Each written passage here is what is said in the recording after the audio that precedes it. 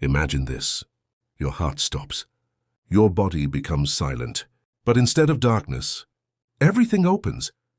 Not just your memories, not just your past. You experience everything at once.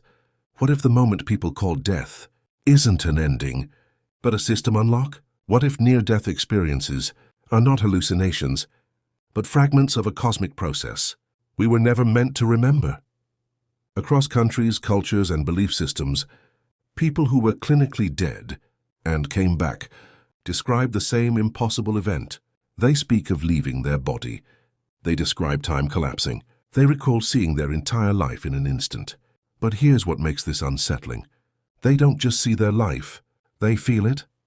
From every perspective they ever affected, every word spoken, every kindness ignored, every silent moment that changed someone else forever. This is not memory playback. This is something else. Doctors explain it as oxygen deprivation. Scientists call it neural misfiring, a final chemical storm inside a dying brain. But chemistry doesn't explain this. Why do people come back with knowledge they never learned? Why do lifelong atheists return with an unshakable sense of meaning? Why do hardened skeptics lose all fear of death after seeing something they can't describe? Hallucinations fade. These experiences restructure lives. Many who return say the same thing. There was no judgment, no punishment, no voice telling them they were wrong. Instead, there was understanding, a presence that didn't speak, but knew everything. And for the first time, what if the brain is simply a receiver? And what if death is the moment that receiver disconnects, allowing consciousness to return to its source? This leads to a controversial idea known as the cosmic rewind. The theory suggests that life is not about survival. It's about experience collection. Every emotion, every choice, every moral conflict, stored not personally, universally. Your life is not judged, because judgment implies separation. Instead, it is integrated. In this view, the life review is not for you. It's for the universe. A final synchronization.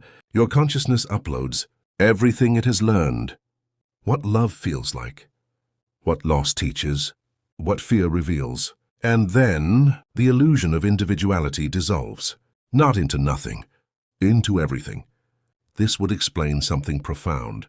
Why people report feeling more real, outside their body than inside it. Why time no longer exists. Why they describe an overwhelming sense of home.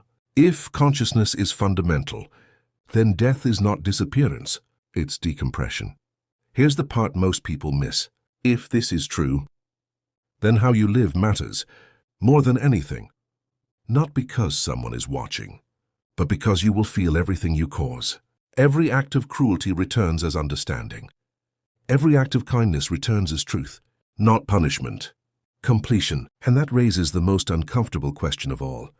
What if you've already been there? What if that strange feeling of déjà vu, that sudden emotional reaction to strangers, that sense that time isn't quite real, are not glitches, but echoes, residual memory from a place your conscious mind cannot access? If near-death experiences are real glimpses of a larger system, then death isn't when the universe takes you, it's when it remembers you. And maybe, just maybe, you're not afraid of death.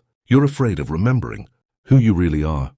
If this idea unsettled you, you're not alone. And if it felt familiar, that might be the most important clue of all.